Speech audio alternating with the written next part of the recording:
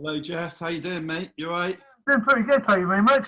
Good stuff. Good stuff. Are Uh, we live or are we chatting before? yeah, it's been like it's been kind of quite a while since the last time we actually spoke, really. Actually, Yeah, no, I can't remember when the last time. Probably was it Louisiana, maybe, or was it after Guildford. Guildford? Of course. Yeah, geez. Yeah, So probably so important, but the end of the Independent Venue Week tour. absolutely, yeah. It's a lot's happened since then. So yeah, it's A long time ago, but then the thing is, though, so it's probably not quite as long as we think. I mean, exactly. Yeah, no, my I don't know. I've kind of lost track of days and weeks like many people have, but yeah, obviously it was really really nice to kind of have the opportunity to get that tour in, because obviously there's a lot of people who probably haven't toured at all in 2020, but to do that early tour in January and February was I mean it was an amazing tour, yeah, regardless of it being kind of the last full tour we did before kind of lockdown. But because you weren't to know that at the time, though. no, exactly. I think we made the most of it, and it was great to see full rooms in front of us. Phenomenal. I mean, especially like that Guildford show was really quite special. Is what I Yeah. personally.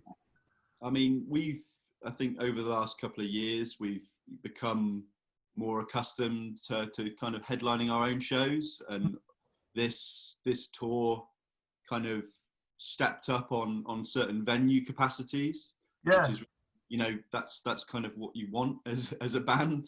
especially So if you want to be able to grow and to be able to develop as well. absolutely, and I mean sometimes it's daunting when you see how many people are going to fit in a venue potentially, but those shows were just yeah, a real testament to the kind of community that's kind of surrounded us. So I know that you were at the Nottingham Yeah, Bodega show. I know it wasn't officially part of the no, IW shows, but you were down the front anyway, and that was also a special show as yeah, well. that was great fun. 'Cause also you had like, 'cause also with the toys, it felt like as if you really picture the support acts that you really like playing with. Yeah, like we were super keen to pick like a diverse range of bands. I mean, pole vault. I mean, like especially at the Nottingham show when you had pole vaulter and Pet Crow, and that, Yeah, what I found was like kind of what I really liked about that is the fact that within the Venn diagram of like similarity, there's also quite a lot of differences. yeah. I mean, me and Johnny both like a broad spectrum of music, so we're always keen to kind of curate a bill that we think can work. And I think obviously once you start working with an agent, you can let people do the work for you, but Yeah, we've always been really keen to kind of be a part of creating the whole atmosphere of a night, because people pay money for the tickets, and I don't know, I want to make it as good a time for everyone who comes, so we can kind of introduce people. We have the opportunity to introduce people, and that's why we have a responsibility in kind of being involved in that, I think. well, very much. I mean, I very much always feel that because I feel very much like whenever I turn up to your shows, it's partly because of like, I like the music, but also I like you as people, and I like the way that your whole attitude that you have. Well, thanks, Jeff. That's it's good. It's good that it seems to rub off. I mean, yeah, we try and we really enjoy being around people. I mean, that's probably partly why we decided to be in bands growing up. So Yeah, it's yeah, I mean, it's really nice that people think it's a kind of safe space mm. to come, and by and large, like I think our crowd has started to get a broader age, Yeah. which is really nice to see. Like, it's It's like, finally a few youngsters coming in as well, because I think as, as well as the older people. yeah, no, it's amazing that there's been this renaissance in gig going. Really, I think when I grew up, you could have talked about certain music being more of a kind of youth subculture, but yeah, of late it's the same with me, really. So it's like I think we both grew up with like the music being like youth subcultures. yeah. It'll still always have that, but I think it's also the fact that when you've got like, I mean, I'm going to bring up the white elephant in the room. You know, obviously idols. You know, it's about Out of the way.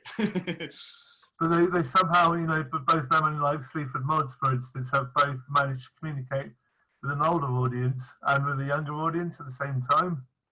Yeah, and again, that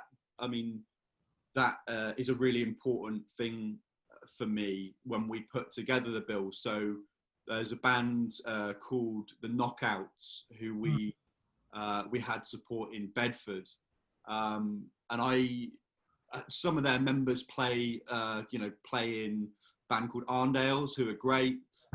Ant from Arndales isn't in Knockouts, but he played in Collapsed Lung, which is the kind of rap collective. I remember Collapsed Lung. Yeah, like Eat My Goal is the famous. Well, as I call him now, wasn't Mr. B the Gentleman Rhymer originally in Collapsed Lung? Oh, I didn't realise. I think he was the rapper, the guy who used to scream like kind of "Eat My Goal." Oh really? Ah, well, Ant's a good friend, and so when we were picking the support bands, I was really keen to invite those guys as a band that I really like, but also understanding that music, carries on as you get older. It doesn't have to be in the 30s, just the 30s, the 20s, the 30s, the 40s. It can go beyond that, and I think it's important to understand that.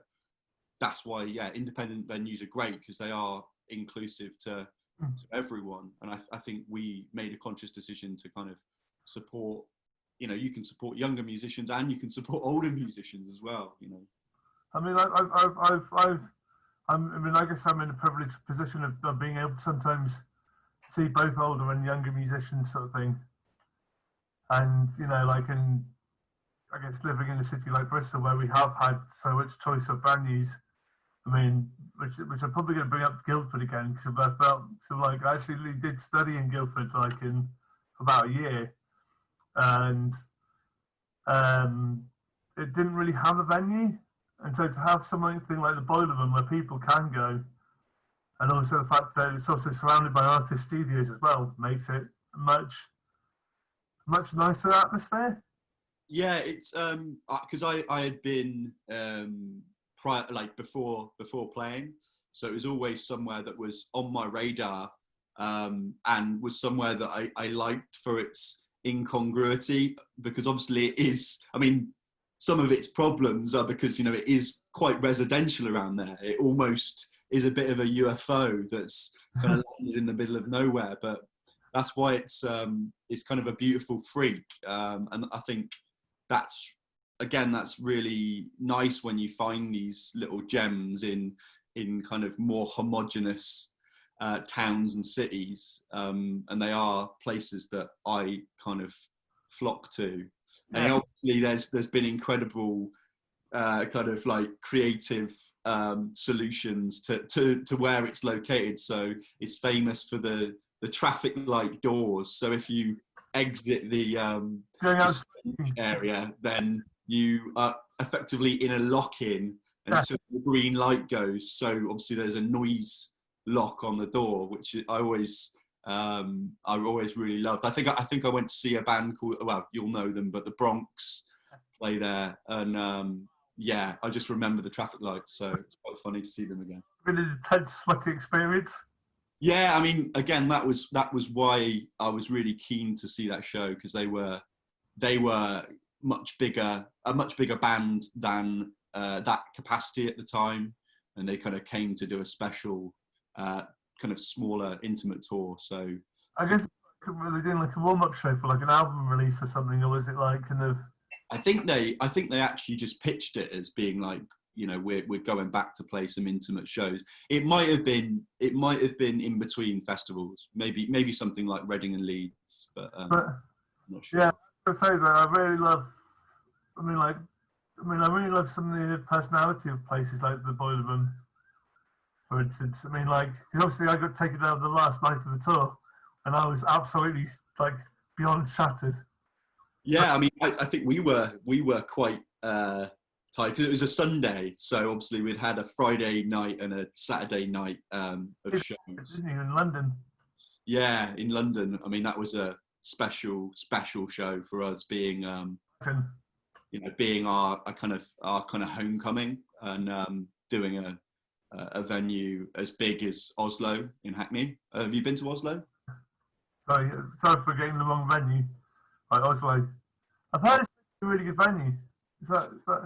Yeah, it's pretty yeah, it was big. It's big for us. You know, we're certainly a step up for us, and yeah, to see that many people in that room was really special. And it's relatively new venue, so it's Yeah.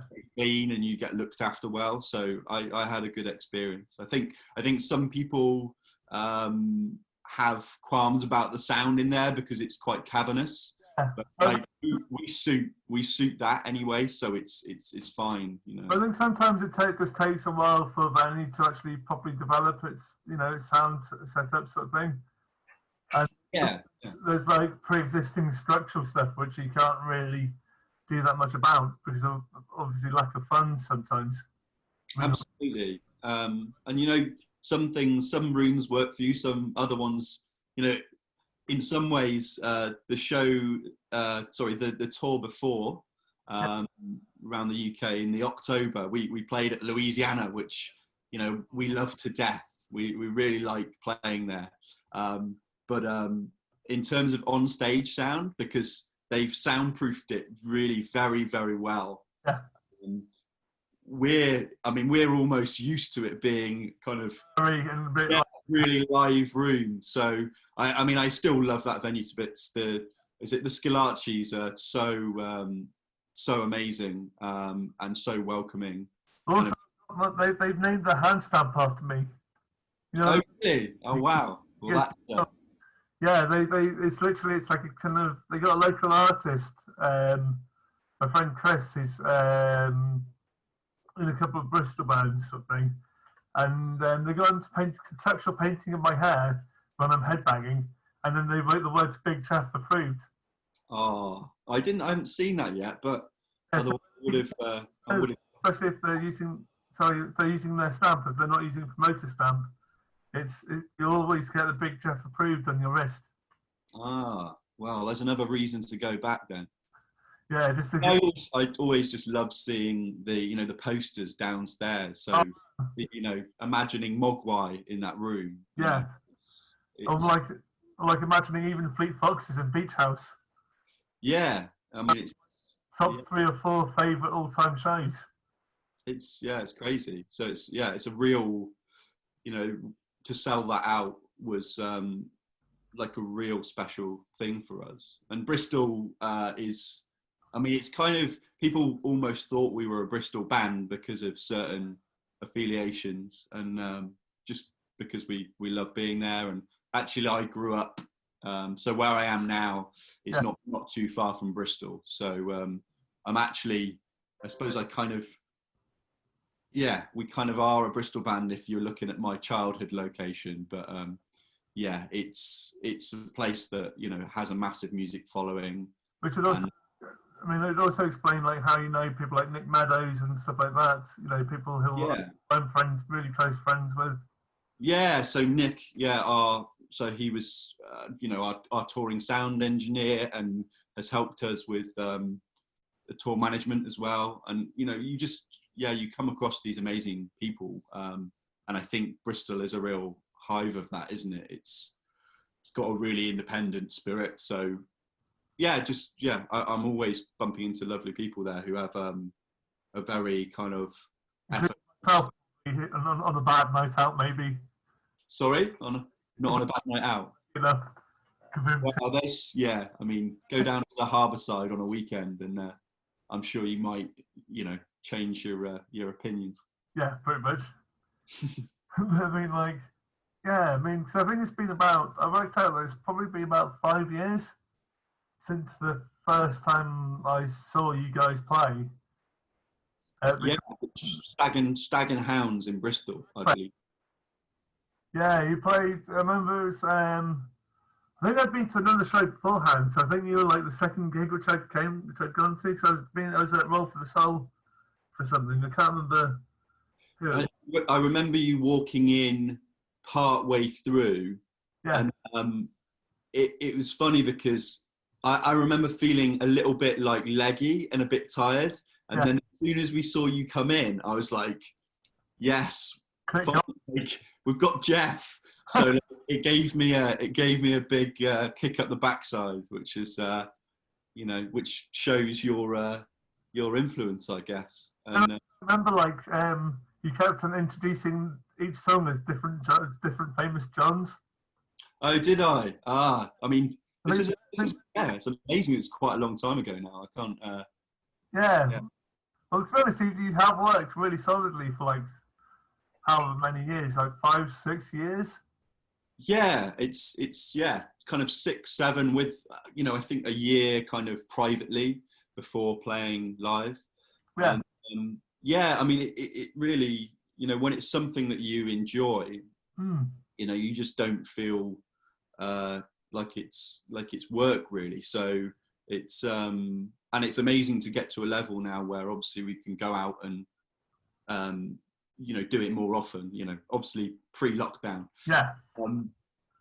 Yeah, so it's been an exciting time, and obviously it was a bit of a shame because this year was really pushing off the back of the the popularity of the album, which was great to see. Well, you did to play like two of my favourite festivals, being Green Man and End of the Road, I think. Yeah, so I mean, I think me and Johnny both said that they were the kind of two festivals that we were really interested in playing, and to kind of get that approval from those people who booked those festivals was a really massive thing for us. So we're in discussions about stuff being rebooked and whatever, so we don't know for sure, but we've had good news over the last couple of weeks to give us a sense that there is a future, and obviously we have to wait for it, but I think initially it was just I know everyone's in the same position, but like it was a little bit I struggled a little bit just because I was so excited for these opportunities.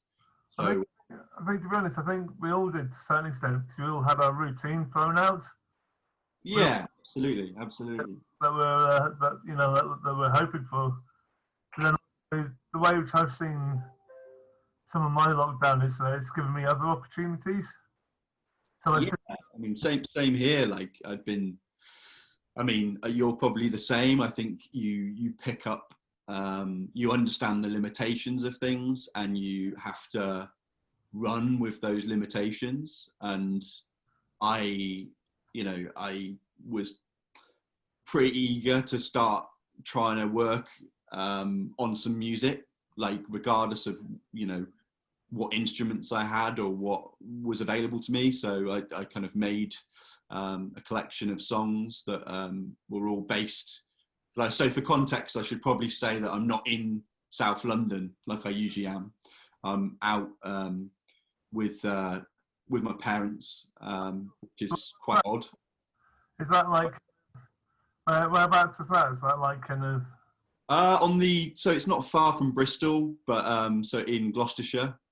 So you grew up around Gloucestershire, did you? Yeah. So I was born in Swindon.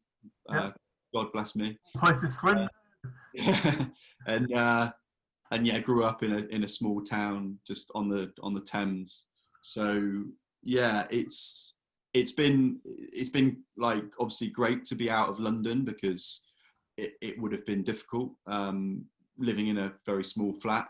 I mean, in some ways I was expecting to be touring, so I kind of I actually made plans to rent somewhere that was relatively cheap, but it was small. But then obviously with the changes, I think it would have been difficult to share a household. So I think the people who I live with were quite pleased that I had this opportunity to come out. It must have been a great relief for you as well.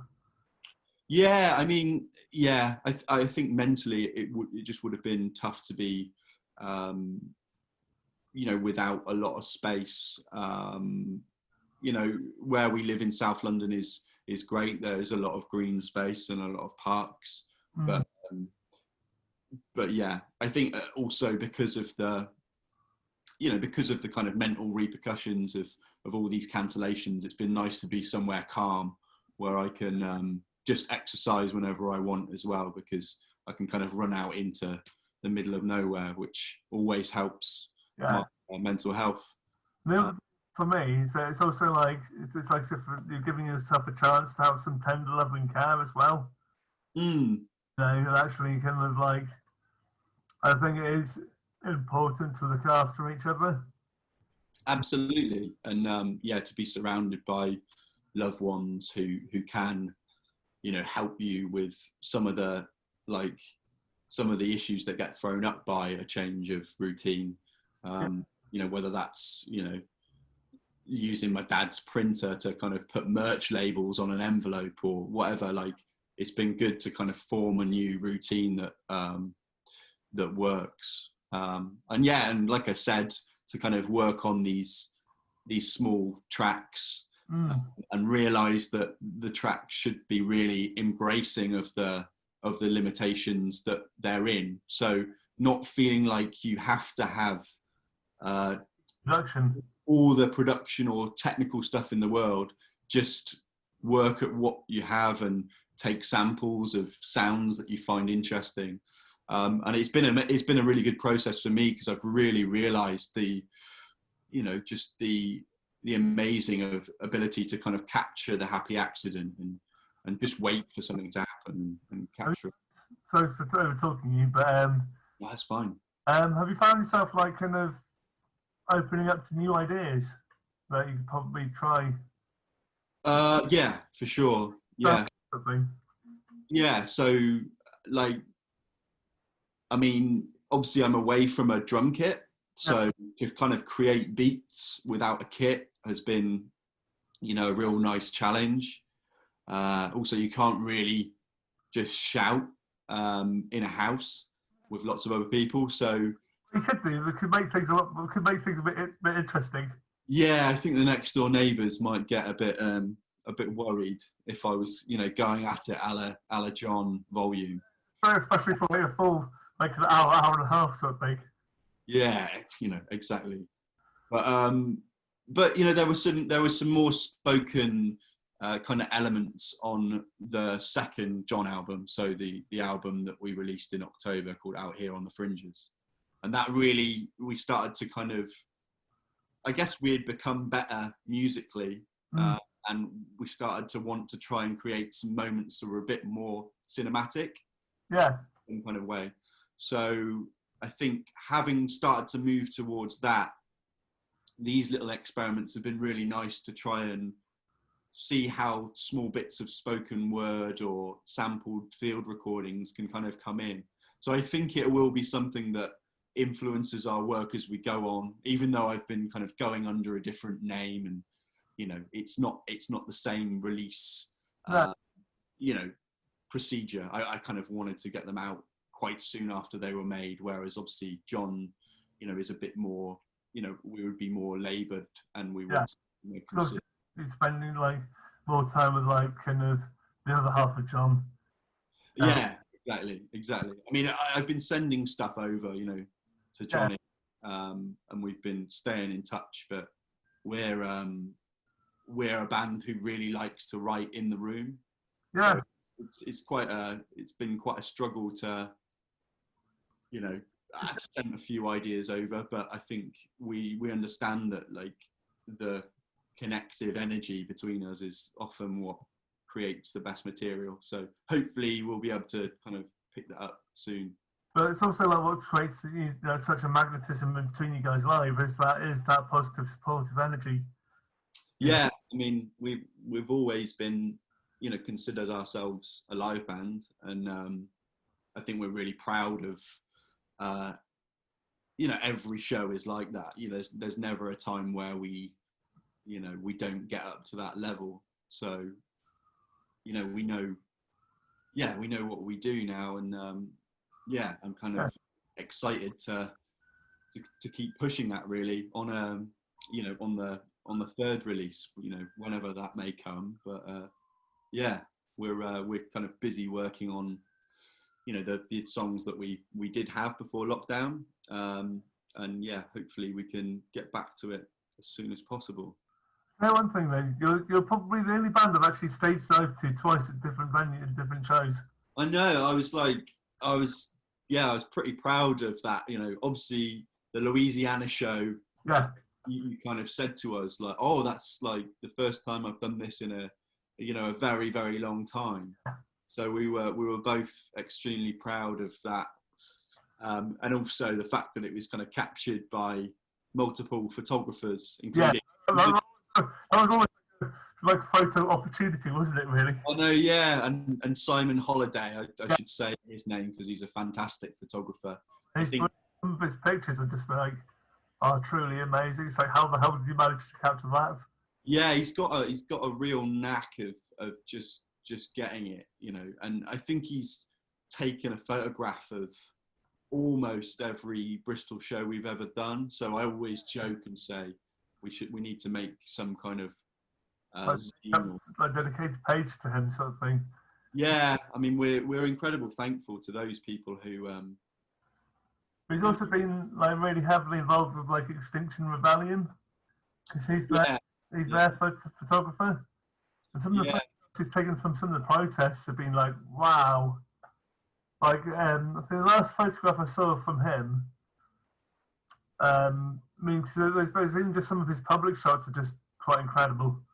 Was one of Extinction Rebellion protests on the M32, but they had people dressed in red, and they had rucksacks with these giant, like, kind of rolled up poles which were sticking out 2 meters either side of them. Wow. I think they were doing like a mini protest walking down the M32. I'll have to try and dig those out. Yeah, I think we're obviously friends on social media, so I see a lot of, like you say, some of just the street shots of Bristol are just really beautiful. He's got you can tell that he's got an eye for it. I mean, there's one which I remember which was being so brilliant that it kind of reminded me of a Cold War Steve picture. Oh really? Yeah, it's like one of my friends whose job is to hold advertising boards. Oh, A-boards, yeah. Yeah. So it's that, and then like someone had thrown the ball, and the dog was catching the ball right in front of him. Oh, so it's like lots of like bizarre things going on in one shot. Yeah, it's all in like a broad meet, but it's the fact that it's happened to be in front of like a shoe zone, and like the sort of setting you can imagine a Cold War Steve photograph. Yeah, absolutely. I mean, yeah, some of the Cold War Steve photographs and collages are amazing and hilarious. Yeah, no, I think I was quite late onto him, but I've seen a few things on Twitter with the various collages, and obviously being I trained in art and kind of continue to make art. So I'm always interested in different people's kind of decisions of making stuff. Have you been making a lot of stuff I've been making a few. I've been doing a few self-portraits, really. Yeah, I saw one which was amazing. Like, yeah. But basically, so I've done I'll go and get one of them actually. So I've got this one. I'll go and get it. So I've done a sad one, a kind of like happy Saturday night one sort of thing. And then I did one which is like an angry one, which is the most recent one. Awesome. But,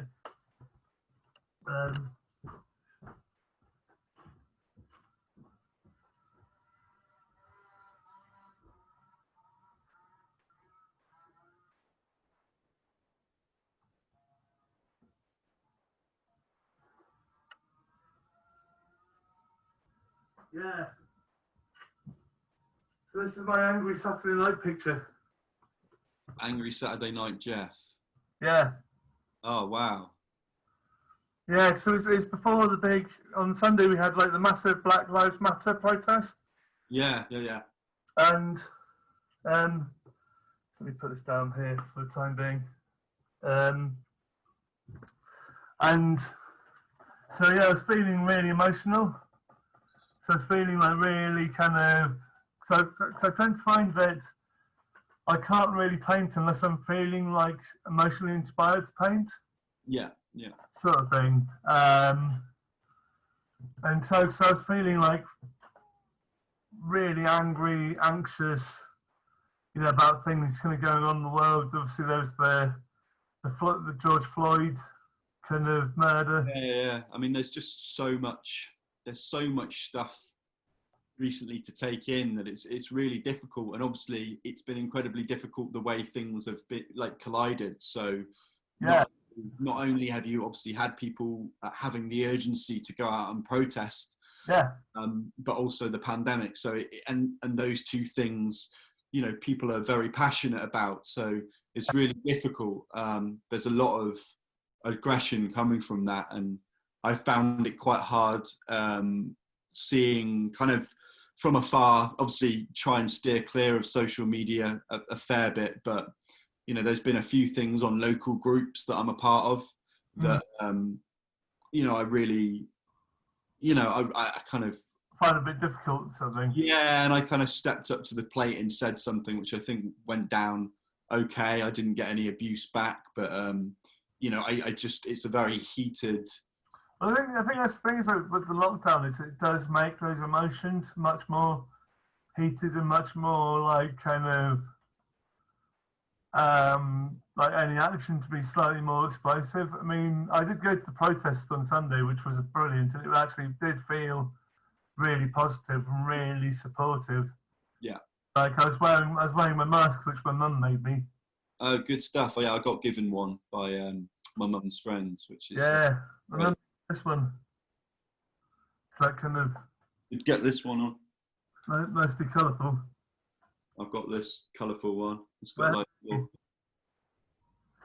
it looks great. There we go. There's my looking good. I mean, Sunday was the first time I actually put mine on outside because of because I knew that there's going to be a huge mass of people.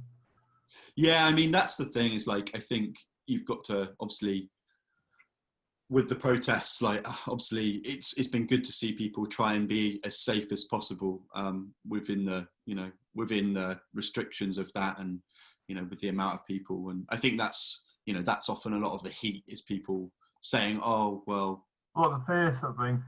Yeah, and just other people staying indoors and then judging the people who go to the protest or, it just is, it's not an ideal situation because I do believe there's an urgency to act on these things when, stuff like, George Floyd, his killing happens, It was horrible, wasn't it? Though? Yeah, I mean, it's just,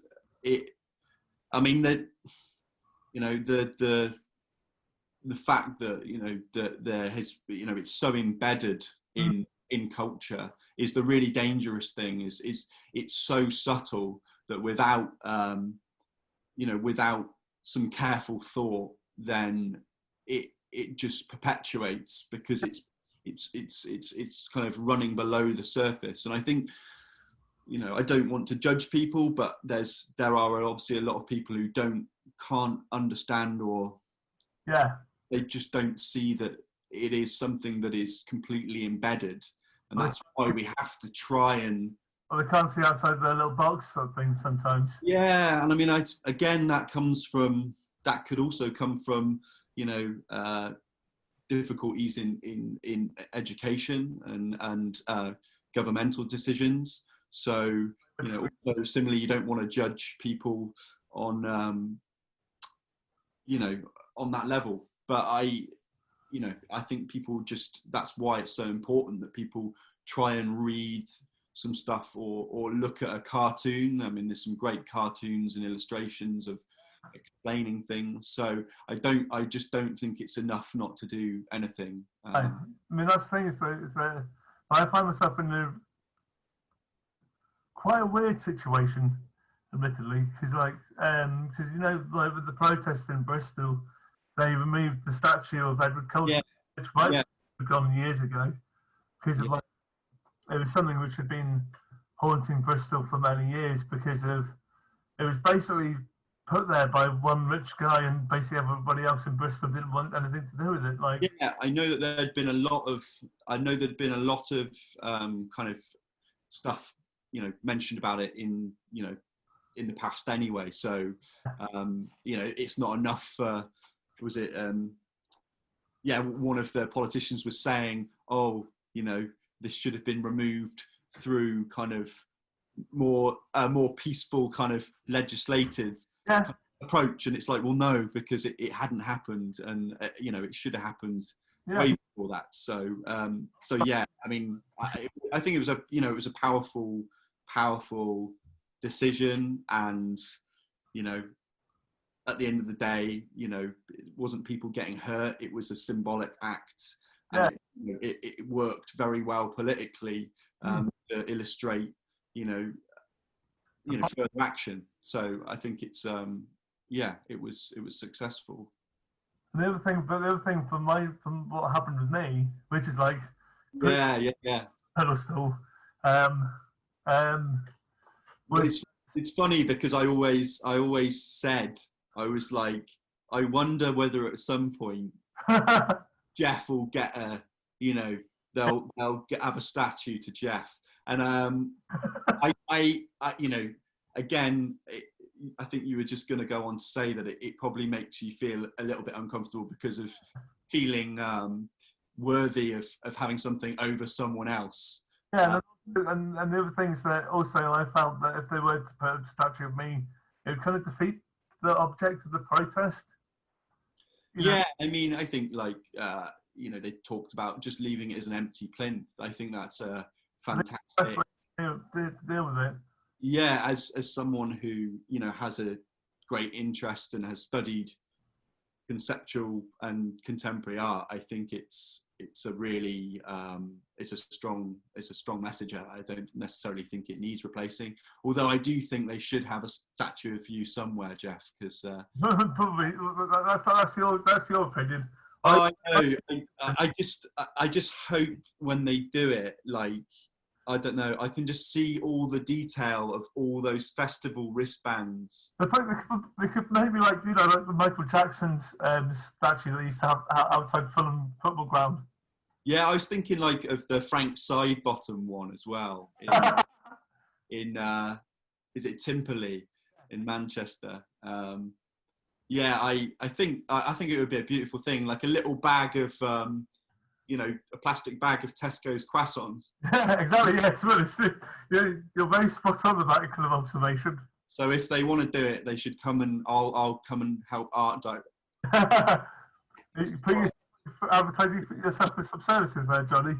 Yeah, no, I know. I've actually worked a lot with because I used to work for a contemporary artist, so I've worked a lot with bronze foundries over the years. So I was actually emailing a bronze foundry this morning about a kind of a project. So yeah, if we need any hookups, I know some people to you know, to make it. But yeah. The other thing which also happened is also like Colston Hall were midway through announcing their new name, or they were going to be announcing their new name. But obviously COVID happened and that's delayed everything. Then there's obviously like about a day after the whole like the statue thing, it's like, oh yeah, let's change the Colston Hall names to Big Chester. It was like, no. I you know, it's like that you know, that big what do you call it, that big ship, was it a new ship that they had you know, people had to vote for what the boat was going to be called, which I should have, you know, that was it, they should have gone with it. But yeah, they should have called any new boat face. Exactly. But yeah, Big Jeff Hall does have a ring to it, but but yeah, again, I can see why, Yeah. it's So the thing is, though, so I think there's something which I sometimes struggle with is being put on a pedestal, and like, because I mean, even though I've achieved some good things, like, and some of them have been afforded me because of like obviously being to a certain extent white privilege sort of thing, and admitting to having that, I think is actually kind of quite important. Or like, yeah, absolutely. The fact that you're identifying that as a as a potential kind of it's like, I mean, even though I've had some hurdles which I have overcome, but at the same time I haven't had necessarily any judgment because of my skin color.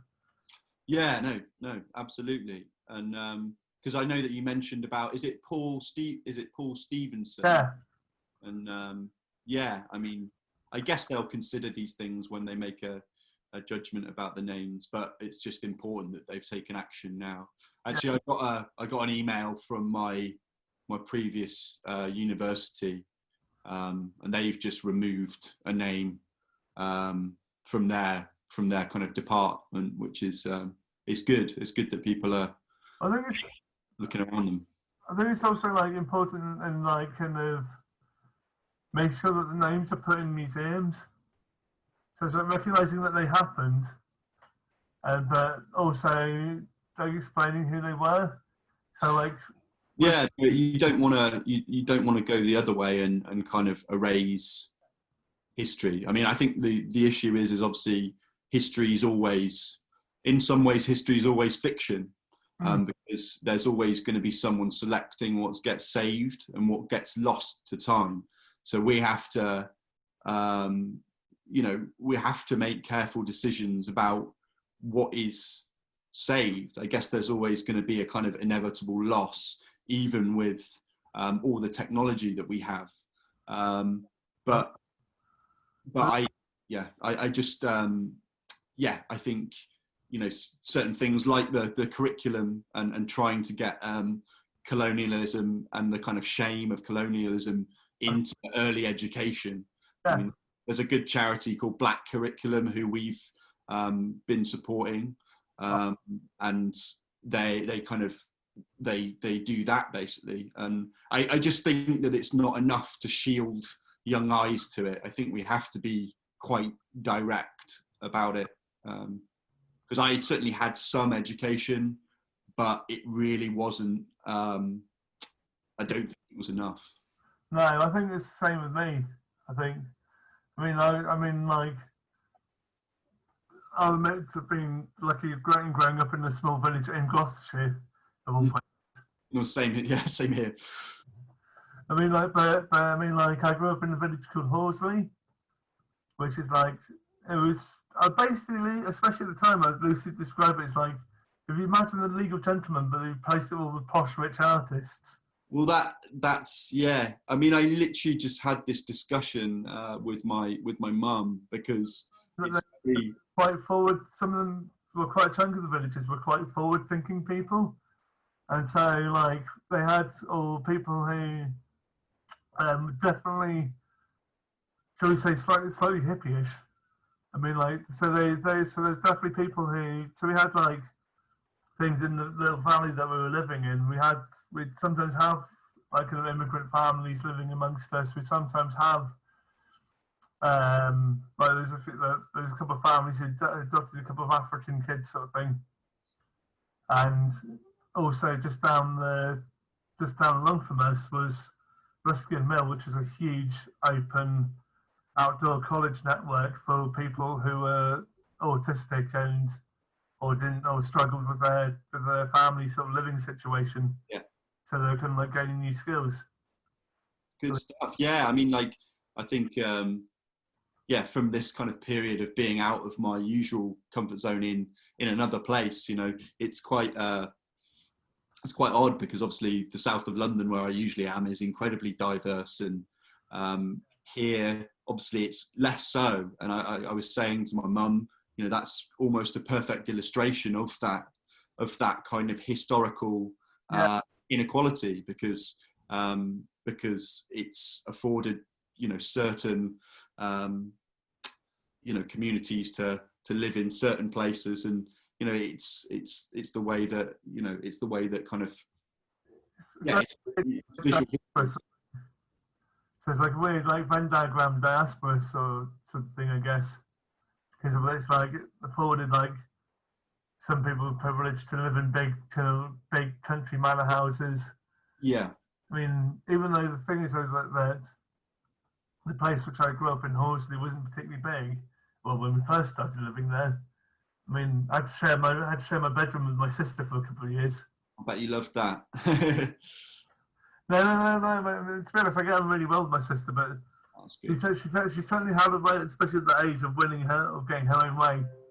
Especially amazing ability to kick me in the head sometimes. Well, I'm probably doing the same to my brother, to be fair. Yeah, then to be honest, I probably deserved it. Yeah, no, me too. Absolutely. I'll hold my hand up and say, we can't be good children all the time. No, absolutely not. But also, speaking of children, have you is it true? Have you been interviewed by Arlo? I was gonna bring this up. Yeah, I'm really, really happy to be interviewed by him on. I was interviewed by him on. Was it on Monday? I think. Yeah, and obviously since then I've been sent the first edition with your interview with Arlo. So yeah, I mean Arlo's. He's. I mean, how is he? 9 or 10 years old. And he started a zine called Pint Size Punk. Yeah. And he's been interviewing various musicians, well, from around the country. But he's got a lot lined up. He's going to be a busy boy. So. Really, like he's definitely done a lot more than I did when I was 10 years old. I know. I mean, yeah, it's. Yeah, I've kind of been talking recently a lot about my entry points into music through kind of small conversations with people on Instagram Live, and it's kind of so people are so aware of stuff going on now because of the internet, and I think I was one of the generations that kind of grew up with the internet just arriving. So we actually saw the transition. So I first started getting into music through magazines, through going to a newsagent and buying a magazine, and that's how I started to find out about stuff.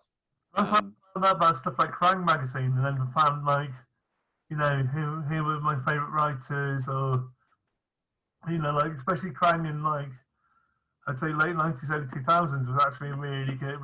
Did actually have some really fascinating articles. Yeah, I mean, I had one of my chats on Instagram Live was with Greg Cochran from Loud and Quiet magazine. Wow.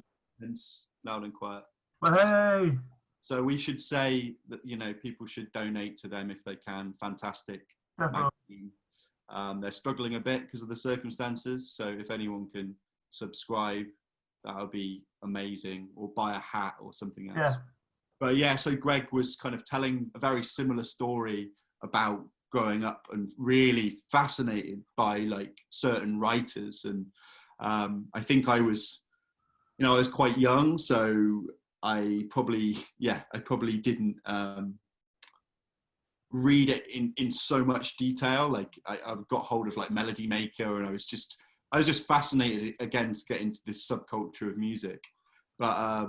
But yeah, it's just funny that obviously it's a different procedure now with the internet. It's all there. You could just click on and stream, So I had to go on a bus and go to Swindon and buy a CD in HMV. Yeah. And like me having to go into Gloucester or going to Stroud sort of thing, and could I go into WH Smith's, for instance, and it'd be right, I could go get myself I'd probably be sent off by my mum, kind of going, right, you've got to go and get yourself a pen, a writing pen for school. Yeah, no, it's I could buy a pen for this much money, or an album for that much money at the same time. Yeah, I mean, it's all too easy to forget that was the case once, because you just get used to the norm, and maybe of it. Sorry. and maybe the conveniency of like having everything accessible online. Yeah, and I think people need to. I mean, this is why this period's been kind of helpful. Is like the supply chains of stuff have been restricted, and I think it's an ideal time for people to realise that that kind of endless capitalism isn't. It can't work, and it can't. It hurts people and it hurts the environment. So, without sounding too much like the hippies from Horsley. I just think people need to be aware of like their decisions when making those purchases, and yeah, looking back at those times, it's quite helpful. I used to get incredibly excited about kind of having to pick one CD. Like, you only had enough money for one CD, so you're really like thinking and looking at the artwork. And I'd spend sometimes up to 5-6 hours procrastinating over which. Yeah, I spent a long time in that HMV, and I was saying to someone the other day, is when I walk into Rough Trade East now, like I still get excited by a listening post. Yeah. Like, and I've got my headphones and I've got like streaming, and I could listen to any of those albums, but if it's on a listening post, I still get excited. It's like this relic gesture. Yeah. Like of my past that means it's also like a reminder with sometimes with some of the shops that music should be shared. Yeah, and also that there's a real value to shops, because there's people who know about music in those shops and they can recommend and pass on. So I love those staff picks, because you can you can get a lot. I can unearth some real gems sometimes. Yeah, and that's, I suppose that's good about what's good about a shop like Rough Trade is it's or even like Friendly Records. Yeah, or Friendly Records. Yeah, there's just like subject as well is the fact that they know their community that they're serving to, sort of thing. I mean, it's been really reassuring, like, because we obviously released our records on our own label. Yeah. To be honest, I have a relationship with every single one of those shops that we sell through. Yeah. So it's really good to see. I get to see how many are shifted and like through different places, and it's amazing to see how well they do at kind of at selling the records and writing kind of unique reviews or doing special things online. I'm always thankful to those shops. That's the benefit, because obviously you can sell direct. Yeah. And like with the whole coronavirus sort of thing. Yeah, I mean, you can sell direct for like, and essentially you'd be making more money, but there's a real importance for me to selling through shops, because they have such an influence. And I mean, it's also sometimes people don't always realise the record's out until they see the physical release somewhere. Yeah, I mean, it's just so satisfying to see something on a shelf. I mean, that's part of also why I got into artwork, was basically so I could, because I saw like, people's album covers, and I saw it as a way, as a stamp mark of like, that is good. If I could see something, either on someone's wall or like kind of going into a shop and then seeing. It's a massive thing for me. Like, as I said before, I kind of came from an arts background as opposed to a kind of music education. So the whole encompassing kind of ephemera of a release is like so important to me, because the images can help direct how you read the songs and vice versa. So creating a whole package that sometimes I've also bought records just because they looked really good. Exactly, and it's that's kind of what I aim for when I design our records, is trying to make an image that would just jump out, and actually that's why I kind of have a strict rule of not putting our name on the cover. Yeah, I want the I just think the artwork can be strong enough to kind of get someone to turn, don't belittle the viewer. Like if it's a good enough piece of art, like people will flip it, So. Of course, like I found myself like the other night. I think it's a band called Team Picture. Oh yeah. Yeah, the artwork for their album is amazing. I mean, I was pretty much almost like kind of looking at their album artwork and going like, right, okay, out comes credit card, ordering record just on the strength of. Yeah, I mean, I was very, very lucky, and it was my birthday yesterday. What am I on about? Hey, happy birthday! I forgot to say happy birthday to you, John. Thank you very much. And I did say it to your mind, but to say it to your face. I know. Yeah, thank you for my shout out on Twitter. It was it warmed this cold heart. Yeah. And I kind of asked for it, but I think it's an illustrator and artist, Sophie Hollington, who did the Pigs album cover, the second album. Yeah. And I, really nice illustration, and I got given one of her prints. Kind of off seeing that, I liked the record cover, and so I bought a print, or was given a print. Sorry. So yeah, I mean, that's how that happens sort of thing as well. It's just like through seeing something and it has like a powerful impact. Because sometimes the cover of the album does as much selling as the actual record does. Yeah, it's the first thing you often see. So I think it's not to be overlooked. Like obviously the music's dead important. You need to make a good album, but I just really love. I mean, that's why I kind of keep it in house, is because I know that I write the lyrics and I kind of direct.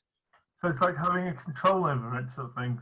Yeah, I mean, not to say that people who hand off their stuff to other artists do a good job, but I think for me, it really helps me to understand the album as a whole. So I almost start making artwork alongside writing the songs. So I create this kind of encompassing thing that gathers steam and grows into a ball as you go along. Which also Jeff from Heavenly touched on, actually.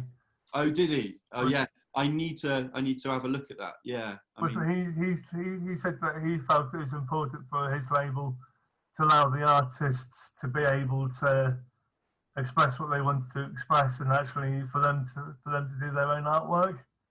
Yeah, I mean, it's it kind of makes sense to me, because I am trying to direct images with the lyrics that I write.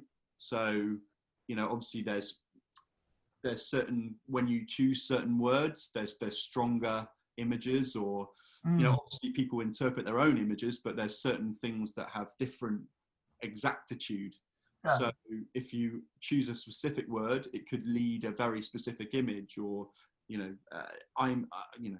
obviously it's up for interpretation, but like in doing that process, it kind of makes sense for me to also direct the imagery surrounding it, and the combination of the two can be really potent and make a really nice album, and it's kind of like making a film.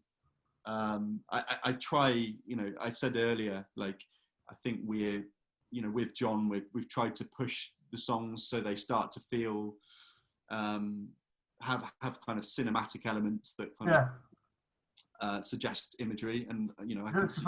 You kind of said me bring that up because, like, obviously, like last week I was talking to someone from a completely different background, which was Anna Meredith. Yeah, she's really interesting. Oh man, some of her stuff is quite incredible. Because, like, like obviously I played you some of hers. I think some of her things where she's like kind of fused classical and techno together, but it's like as if she has to visualize the score. So she was doing drawings that were kind of sharp lines, and I mean all that stuff. Yeah, it's a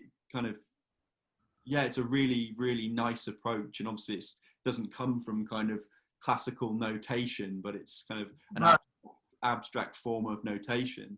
And I really liked the thing that she said about, you know, obviously she's not starting out with a genre. No. She kind of, there's a kind of methodical adventure through the song.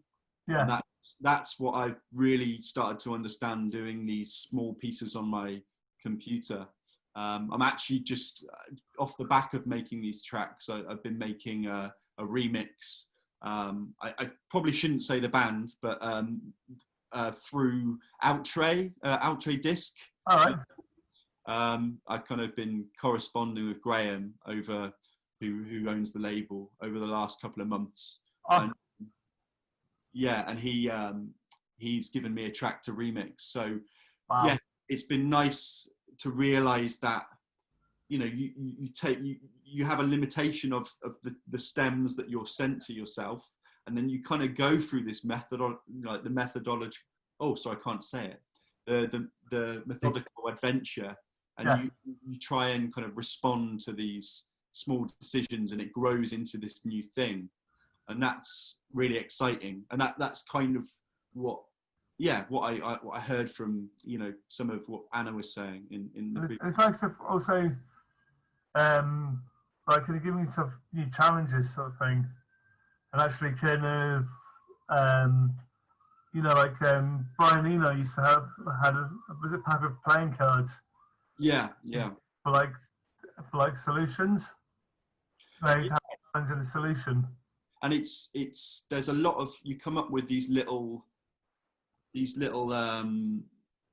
coping mechanisms when you write or you record. Yeah. And it's all about being kind of precious enough, but not too precious. You're always bouncing between those points. So with these recent tracks, I've been really, you know, obviously I want it to sound good and it to be like audible to a listener, but about capturing a moment and being like, that's good enough when it comes. It's like not over processing something. And yeah, Eno's a great example of that. So for example, like some of the recordings that I was doing, managed to kind of accidentally record a pigeon in the tree, and I ended up sampling that, and it kind of became this bizarre chorus in one of the songs. And yeah, there was lots of these examples throughout the tracks that I've made that harness this kind of accidental energy. I think the thing is that I think is really amazing is also like how the whole kind of like tendency of like nature and nurture does affect us, and then also like how, I guess, do you know when you feel the song is finished? How do you let it out to the world? Yeah, it's that's difficult. I mean, it's like same with painting. Like you can always say, "Oh, when is a painting ever finished?" Do you know what I mean? It's I think through practice you get to a point of kind of realizing when there's enough kind of ingredients in it. And I think with John, we always realized that we were a live band, so we kind of had this de facto response to that. By when we go and record, we kind of limit the amount of takes that we do, and we also kind of decided to work with a producer who, you know, Wayne Adams, sorry, I should say, who just doesn't, when Wayne says that we've got it, we trust him to know that we've got it. And also, you played with Wayne in like numerous different, like kind of one of his numerous different bands, like Death Pedals. Yeah, so yeah, like obviously Big Lads, Pet Brick is his new one with Igor Cavalera from Sepultura, which is an interesting one, and Death Pedals before that, who were more of a kind of punk rock and roll. Punk rock and roll, I guess, like kind of Hot Snakes era punk rock. And yeah, so we kind of knew that he knew about the sensibilities of what we do. It's great to be able to kind of trust someone with that when you're in a studio. But I think it's also kind of quite important because obviously it can make it more relaxing as well. You know, what can be actually quite stressful. Yeah, there's a certain, I think there's a certain talent, you know, to producers of the way that they, the way that they kind of handle, the session, like they're kind of directing you through it as well. So obviously you've got to be, you've got to be practiced and you've got to be on it to do a good take yourself. But there's also, I mean, that's why people are very careful about the producers that they work with. And, we've built a relationship with Wayne now. So it's a long conversation, and you get better at working with someone. So it's been nice to kind of do the first album and then go back to him for the second album. And, I think, we're pretty confident that we'll probably go back to him for the third, because, it's...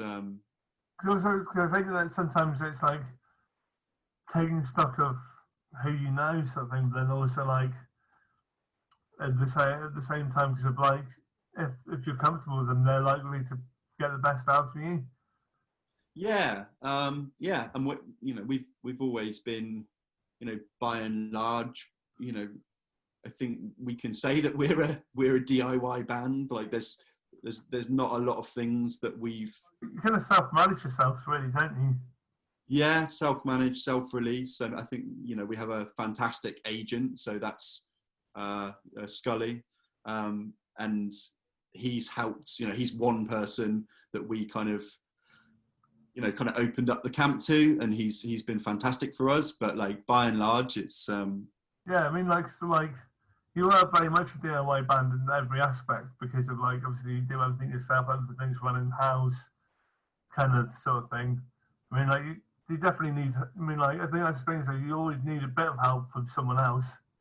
Yeah, I mean, it made sense to kind of relinquish that booking side, because I think it was quite funny, because I think our first meetings kind of came from having booked our album release tour, which ended up probably looking as good as a tour that an agent could book, just because we'd spent 6 years meeting various people over the country. So, but it was good, because it just enables us to focus a bit more on writing. I think was that the same time that you played the Mother's Ruin? No, I mean the one that the Louisiana tour was self-booked. Wow. Yeah. So really well done for that. Thank you. Yeah. So it's like so that's quite a new thing, but it's been good to kind of do that, just because we can focus on doing the artwork and doing the other bits. But the other thing for me is that I found it really. It's going to be quite like a weird suggestion, but doing like imagine you guys and like bands like Frauds can like getting pigeonholed quite a lot because of being a two-piece sort of thing. Yeah, the kind of often the kind of lazy journalism. I think we were quite blessed to come out in a year where two pieces had kind of become a written about thing, whether that be Royal Blood kind of blowing up, or their mass production. Yeah, I mean, it's not my thing, and I think that it's easy, obviously, there's been certain people who kind of jump onto the numerical similarities, but I always just encourage people to like listen to the music and look a little bit deeper. It's, even though they're basically a rip-off of like Lightning Bolt, and you could say that sort of thing. I mean, I mean, it's, I don't know, it's just a bit more it's a bit more polished than what I'm interested in, and I think we saw a lot of articles that just made those two-piece comparison lists, and I mean, I'd love to see you guys in Frauds together, and I mean, let's see, like, if I was to create, like, okay, really randomly, like, one of my favourite two-piece lineups would be you guys, Frauds, and a Bristol band called Bucky. Oh, I haven't seen them yet. Maybe I need to check them out. They haven't played a show in ages, partly because of, like, Geoff Surrey is quite a well-respected graphic novel artist. Oh, wow, okay. So he's just had, well, his first graphic novel has just been turned into a feature film, Oh, amazing. which got released on Monday on like the streaming services called Days of Backlogged Summer. Oh, okay, yeah. With who is it? The guy who was in? Nick Cave's son. Oh, really? Yeah. Is that Nick Cave's son? Yeah. I didn't realise. Okay. Ah. Nick Cave's son, and with it's got quite a good cast list. It's really sweet. It's about like kind of, I mean, like with both the Joff's books, they're both freaking amazing. But they both kind of like, I could definitely tell who they're based on, because they're definitely. Do you think it has a bit of a feel of, I don't know, whenever I look at a film like that, it has that kind of, did you see like Submarine? Yeah. Like Joe Dunthorne, and that type of production, kind of very British production. I'd say yes and definitely no at the same time, because it's got like Joff's writing, and his it's basically like, I'd describe his like kind of graphic novel and writing style as basically like kind of Ghost World meets Alan Bennett.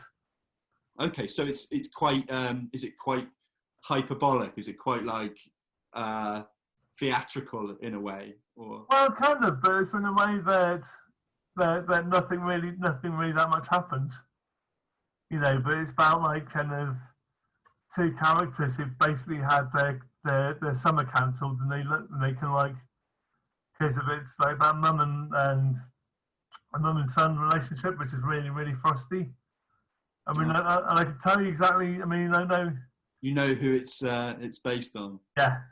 Ah.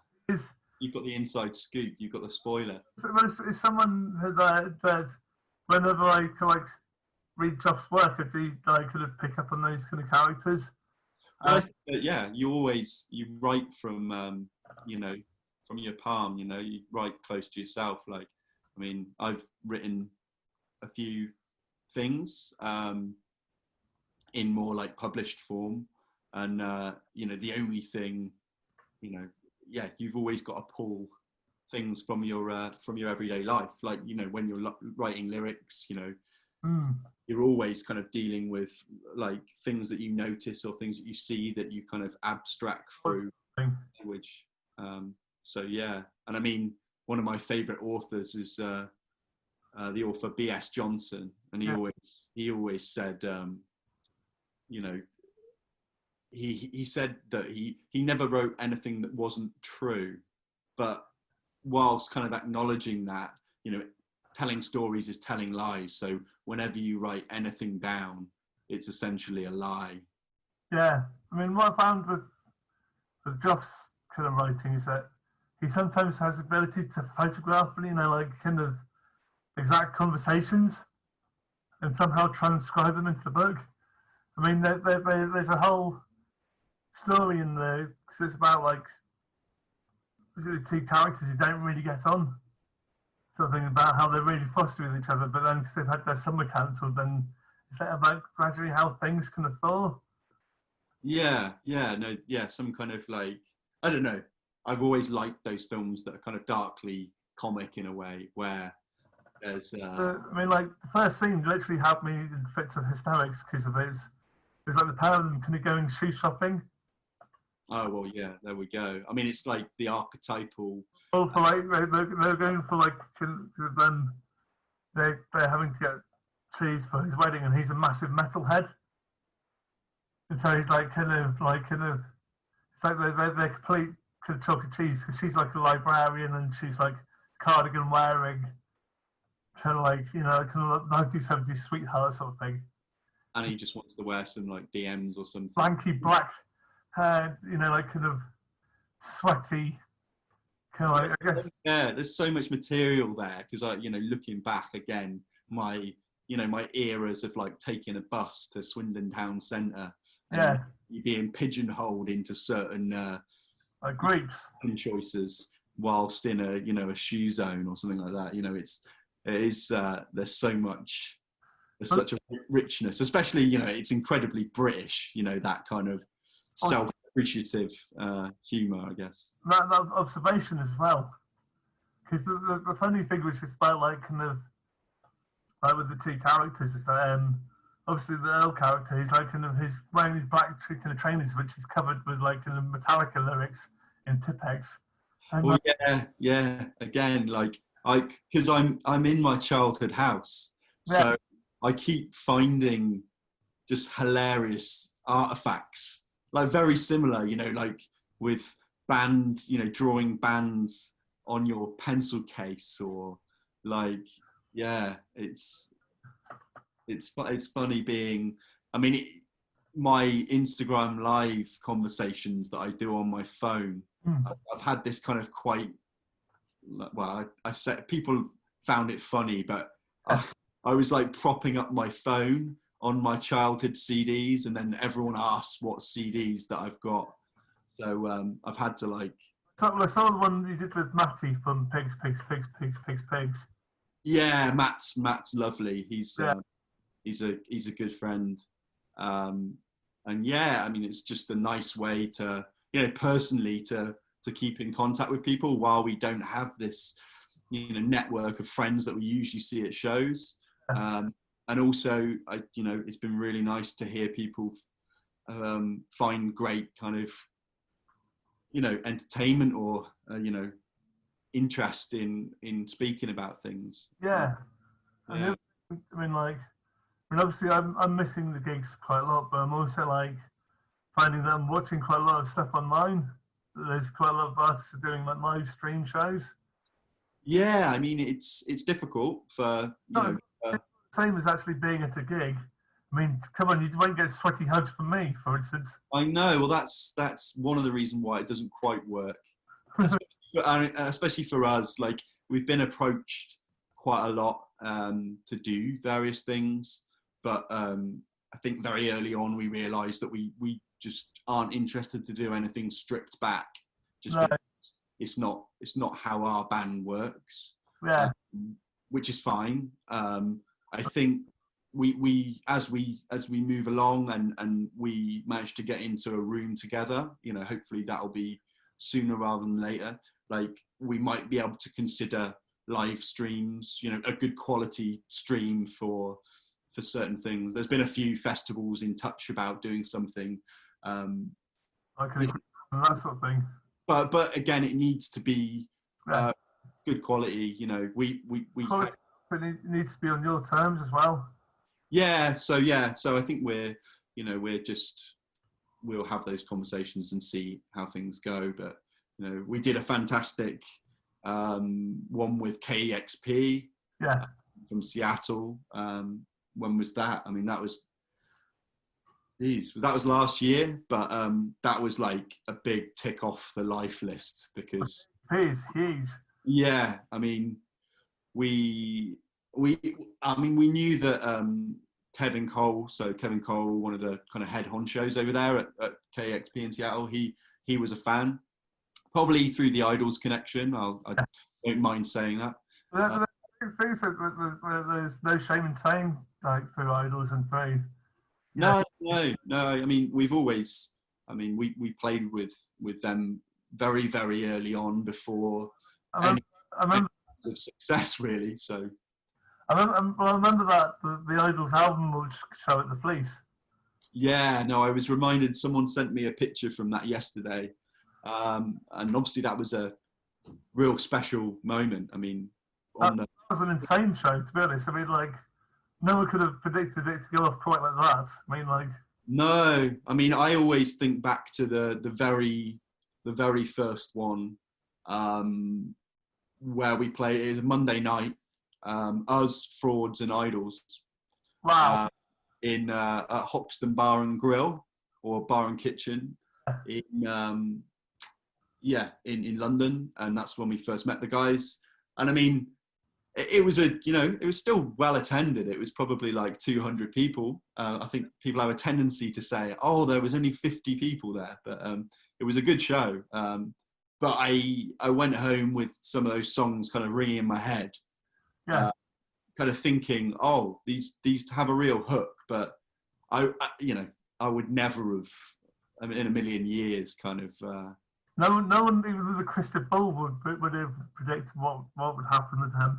No, and I actually have a little screenshot on my computer, which is of my first interaction with Dev, so the bass player from Idols, and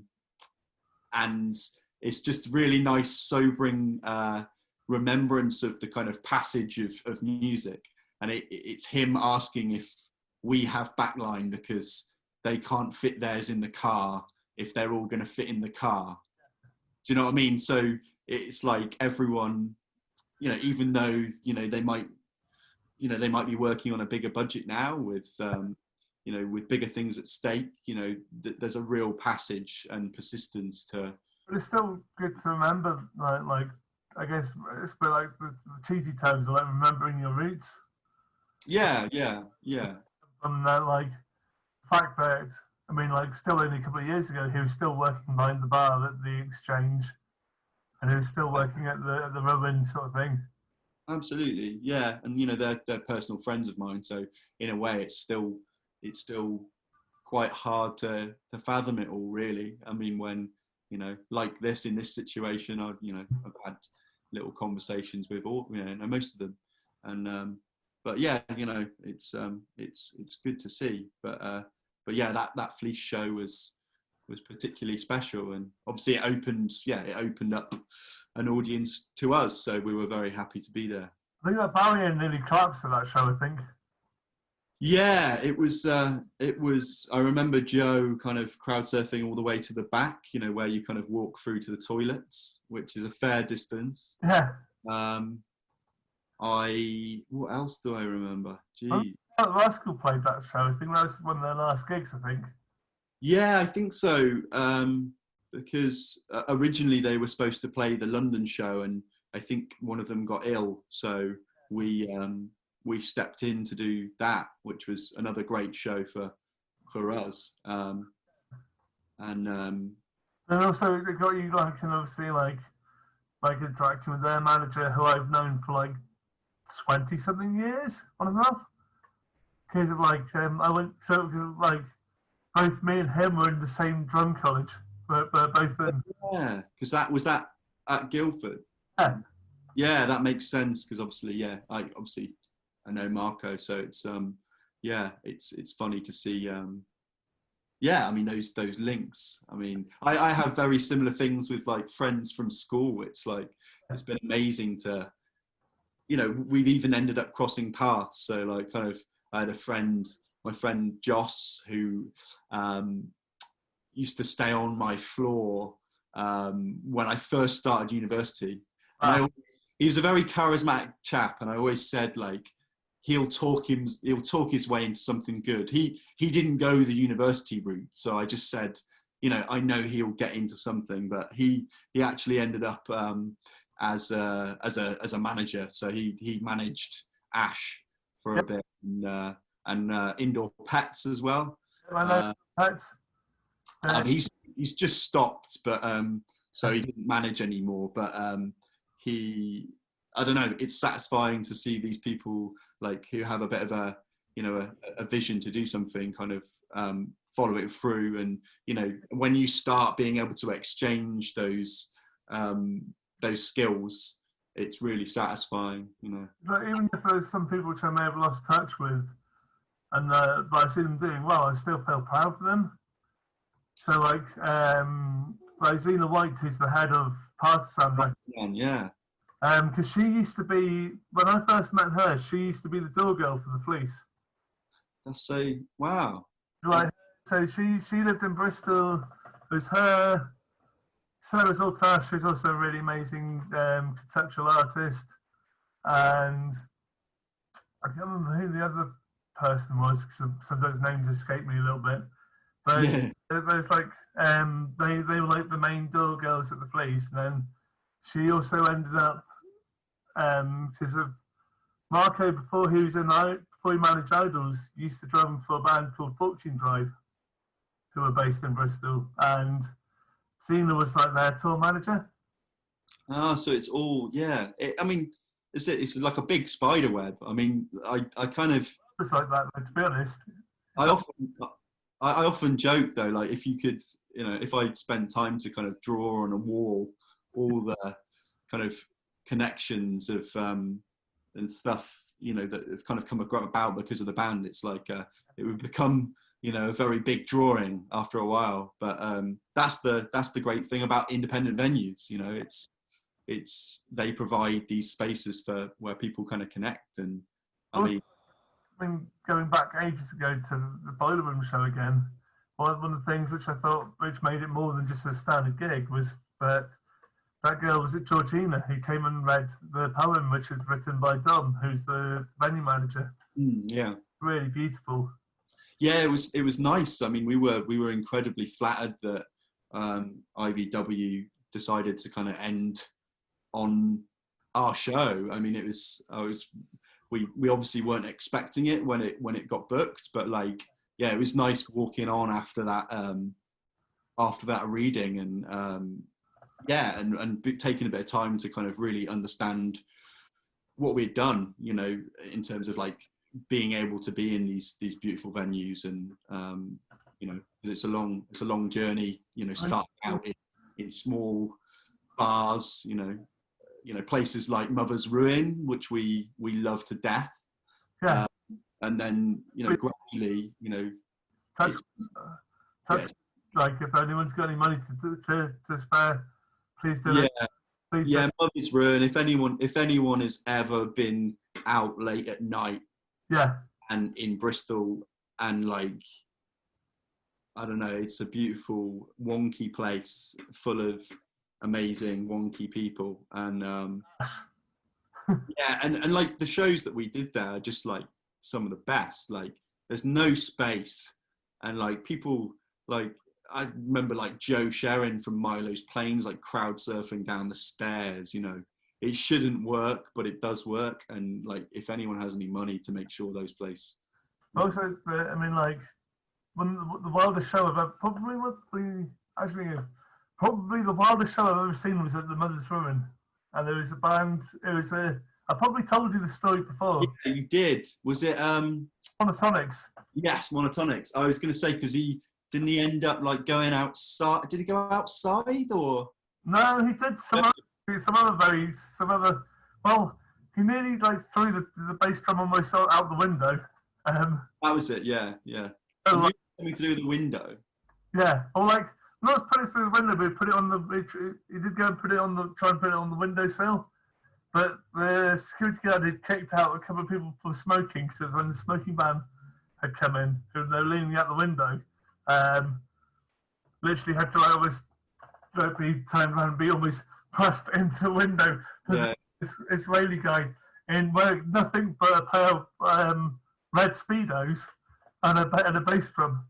Yeah, and I remember them being quite infamous. I mean, I think I've seen some great pictures of them. I mean, there's things which I've seen in that show which I wish I could never have seen. But you won't unsee those, Jeff. Those ones are for the. But I guess it's like, some of my favourite shows have been some of the live list because they've been unpredictable. Yeah, and it's.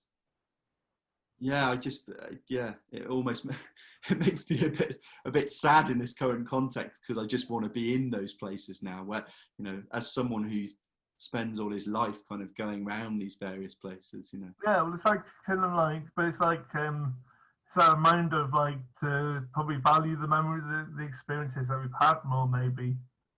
Yeah, and I think, as we've been real blessed to really to go around some amazing venues all around Europe, and the communities that surround those places are phenomenal. Like, they're absolutely linchpins. I mean, like, there's even like kind of, I'd say, places in Bristol where you couldn't get them in any of the cities. Each one of them has their own individual sort of like aspect. Like, yeah, there's definitely certain characters to, things run in different ways. You know, we obviously, when we went round Europe with the Idols boys, we got to see many different types of venues, and large ones, small ones, fat ones, thin ones. You know, it was great. Like, and I mean, somewhere like Vera in Groningen, which is in the north of Netherlands, is like walking into a museum. Like, you've got all the like Sub Pop photographs of, you know, Nirvana and Jesus Lizard, and, you know, so it'd be a bit like equivalent to walking into the 100 Club. Yeah, I mean, it's really, yeah, you really are like treading a past. Like, you can look through. They have this beautiful breakfast room where they serve breakfast to the bands. Wow. And they have all the logbooks within that to kind of just leaf through, so you can kind of see. The fact you get served breakfast as well. Well, I really don't like, you know, I'd say, like, you know, speaking ill of UK venues, because I think a lot of venues have really I think that stepped up to the plate, but like some of the venues in Europe, like obviously it's very famous that you get, you know, treated well, or, you know, I think it's maybe just like it's a different way of being treated. So maybe like, because we're used to seeing like you guys as a bit of all other bands and almost like a commodity sort of thing. So whereas I think out in Europe sometimes they treat bands as a bit more like a speciality. Yeah, and also I think it's just understanding music as an entertainment, not just as a luxury. Like, I think this country, well, particularly the government, the current government, I think have a, you know, it's always this annoying kind of expectancy that like music and arts is that little bit added on at the end that is the luxury of life. Yeah. But actually, it's the absolute linchpin behind everything. All creative, all progression is based on like creative decision making. Well, so I think it's also like a lot that can impact on education as well. Like, yeah, and mental health. Like, you can't have a functioning society without people who are, you know, who are happy and feel fulfilled, and, you know, feel like they have communities. So it's this, you know, it's the first thing to get chopped from budgets, yet it's the thing that brings in the most money. And I think a lot of countries fund it a lot better. And I think we have to learn that, you know, to place the emphasis, you know, on its beauty, really.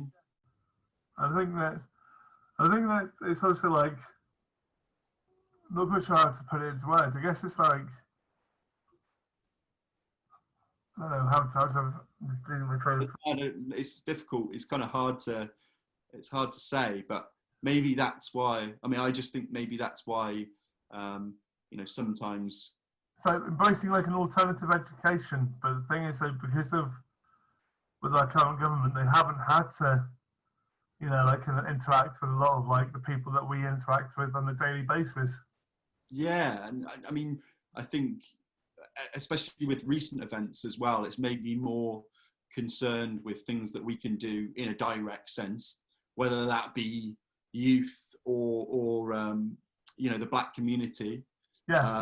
In terms of kind of getting people into doing stuff as we tour. So I think we'll kind of look at, you know, our privilege and see how we can go about kind of getting people on board. Like we've had a few youngsters kind of get in touch with us over the years, and we've always invited them to come and kind of, you know, obviously, you know, it's not like we're asking them to do jobs that we don't want to do, but to get them an education of how a show's set up, or speak to the sound guy or whatever, like give people a pathway into it. Yeah, and I think that also there's through those schemes is how we're going to empower future generations to think better of themselves. And actually, I think that's also like important is like, through the education is to find a way that we can teach people value.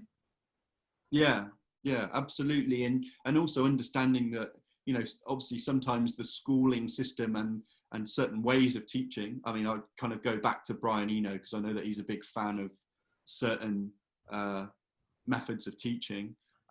Like some things don't work for some people and other things work for other people. You know, we've got to be understanding that like people like won't all fit into the same mold. I mean, I was very lucky because I had a very good art teacher which let me go in during lunch times to do more art because I had recognized that that was something that I really liked.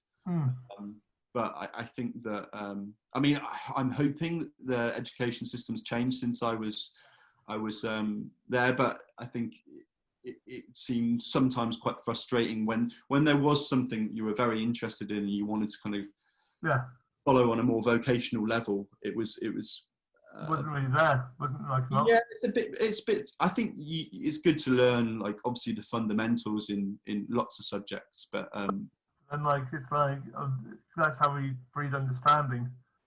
But yeah it makes me realise, you know, like when I've also been spending some time looking back, you know, and like quite a pivotal time, like in my late teenage years, I was like really into a lot of the crossover music. So bands like Asian Dub Foundation and stuff like that, and like, an importance that they taught me, like whether it's because it's through them that I would have heard of people like Sapal Ram or like kind of a lot of things from like other cultural perspectives have been taught to me through music. Yeah, I mean, it's really, you know, I think there has been a big improvement of certain voices, and obviously, you know, you see more and more bands, you know, whether that's singing in a native language, or you know, coming from areas where, you know, music just hadn't kind of infiltrated a Western market, you know, but you know, I still think it can be improved. Well, I'm going to take it from another extreme. Someone like More Mother, who's like kind of very explicitly honest about her work. Yeah, and I saw you dropping her a message to try and get her on one of these chats. So hopefully that'll. I mean, that, you know, that would be. I'm sure that would be a great. Yeah, I'm definitely a fan of her work. I mean, like it's one of those things where, especially with her shows, it's that she kind of in a really good way makes you feel really uncomfortable. Because then, like, her whole thing is about asking about like things like the systemic racism, or like kind of getting to think about being like brutally honest with who she is, but then like getting people to I guess like, especially for like predominantly like white privileged men like myself sort of thing, actually think about things in a different way. Yeah, and I think there's, you know, I think on a general level of like musical performance as well, like there's, you know, there's certain expected schemas of like performance, and it's nice to see when things are broken apart a bit. You know, obviously again, kind of, I don't think we're the most radical in the way that we you know, present ourselves on stage, but like, you know, it's obviously you're being honest to who you are. Yeah, that thing is, it's like, it's the biggest thing is that if it's like, I mean, I get like a kind of a really positive energy from you guys because of you're being honest to yourself. You're not like pretending to be something that you're not. Well, you know, the name was like, I think the name, as much as people have kind of spoke ill of it in terms of like finding us online, which obviously is a very kind of modern, pragmatic problem to have. But the name was a really important manifesto for us because it was to remind us that it was for us, and we weren't affecting things, you know, to sell records or to necessarily gain a fan base. And thankfully, obviously, people have come board off the strength of the music and strength of liking it. But I always want people to know that that was a really important decision for us. And it kind of becomes an illustration of what you said, of just trying to... That's kind of what it should be. It's like, if you've got something that you want to express, and you've got to express it, and I mean, like, for instance, like one of my favourite shows of last year was also a show which made me feel, because I saw More Mother this year, and that was amazing, and made me feel really, and was really, really intense, and like kind of confrontational. I mean, like, but then it was making me feel scared for a good reason. And Yeah. Which also had a similar effect for me, was last year I went to see Lingua Ignota. Oh yeah. I mean, like, yeah, her performance, it was amazing, but it was also like, it took me about 3 hours to kind of like, just to calm down, just emotionally gauge, because it was that charged, and it was that, like kind of overwhelmingness. Yeah, whereabouts did she play, Jeff? Rough Trade. Nice, yeah. I think it's one of Adrian's gigs. Adrian, who works for Rough Trade in Bristol. I've listened to a bit of the album, but that album was really, really popular, wasn't it? It was. It's a good record. It's that sort of thing where, like a low album, you're not necessarily always going to be feeling good after it, but you're going to be, or you feel good after it, but you won't necessarily feel like a kind of happy emotion. No, I mean, yeah, I'm trying to think of whether I've had any kind of examples of that. I suppose in film I have that a lot. Like I've really got into a lot of Michael Haneke films, which are, he's a director who always tries to really put the audience in a kind of in a moral quandary, or put them in a questioning state. And so in that way, they're not the most relaxing films to watch, but they're fantastically like effective at making you kind of, you watch one and then you might go outside and you kind of feel like the world's slightly different place. Yeah. I suppose Lars von Trier also does that in a certain more graphic way. Oh yeah, definitely Lars von Trier. Yeah. Definitely. I mean, like, apart from Elephant, which isn't that graphic really, but it's dealing with the difficult subject of the Columbine shootings, sort of thing. Like, but I guess it's just a reminder that good art isn't there to please all the time. No, and I think I always say, I always like, it's almost like Melancholia. I always say, like, I really, really didn't enjoy watching that film, but it's a very good film. Do you know what I mean? Like, you can say that it's a, I kind of, you can realize that something doesn't necessarily have to have a positive effect, and it's still, like, I would recommend watching, I think if you watch it now in this current moment, it's probably quite anxiety inducing, but Seventh Continent by Michael Haneke is just really, it's really beautifully made. And all the shots are very, very systematic and kind of satisfying, but it's utterly shocking. And he's just, the strings of your like moral compass are just really pulled in a good way. Yeah, I think that it reminds me of, like, I guess there have been definitely obviously been a few performances which I have seen which play on that, like a group like Horror, for instance. Yeah, we've I think we played a show just after them. So they're quite, with the kind of blood dripping down the face and stuff. Yeah. But I really like about them is that they're quite theatrical as well. Yeah, like a really like beautiful like fashion, like almost like a denim gimp mask. Yeah. And I remember him walking on and being like, "This is like amazing." I think I preferred it. Yeah, I think I preferred their kind of stage outfits the first time I saw them. The second time was a bit more I think it was on Halloween once, and it was a bit more Halloweeny. Yeah. My bag, but yeah, that. I mean, yeah, I do.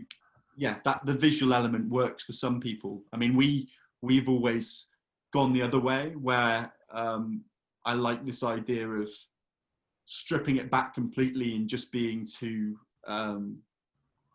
relatively boring looking white guys, and then obviously the energy that kind of comes out of the minimal appearance of it is the shock in a way, rather than us kind of come out in you know, sombreros or, you know, whatever. Well, like, I remember seeing Howard play the Louisiana, and he came out in a wedding dress. Oh really? And And that might have been the same. That might have been the same tour. had, As like wedding dress and one of those kind of like neck brace things. Oh really? One of those head like a head brace thing, and they had like on the wedding dress, he had the Batman logo sprayed in blue. Oh really? I remember, you know, obviously people always talk about bands wearing their own merchandise, like it's, you know, a faux pas. But I just remember like seeing, I can't remember the lead singer's name. I don't know them well enough. But he just literally walked into Lexington, and there's just massive joggers with like horror written down the side, and I was like, he can pull it off. It's fine. It's absolutely fine. Like, Because also the thing is with, I mean, like, they're really nice guys. I've met them a couple of times, sort of thing. Eugene and Eddie. Yeah. sorry, I couldn't quite remember. I've met them pretty, like, in passing once at a show, but Remember that? I ended up hanging out with their drummer eating tiramisu after their show at the Louisiana. oh wow, he's an amazing drummer. Jeez. Yeah. He's really good. But Special. Yeah. just had a quick look at the time, and I think it's all right to call it there. Yeah, absolutely, mate. Like, yeah, real pleasure to catch up. For my next Zoom chat, and I probably need to decompress. I know, yeah. Well, good luck preparing the next one, and thanks to you and IVW. Hey, John, I forgot to say this. I forgot to mention that today is a John's on John. John's on John. Oh yeah, exactly. Oh, you're supposed to do that at the start, Jeff. Come on. It's true. I should have done that at the start. Well, anyway, like, quickly. thanks a lot, mate, and take care. Take care of yourself. We'll see you. We'll be back soon. We will get through this. Yeah, see you soon, John. Take care. Lots of love. Bye bye.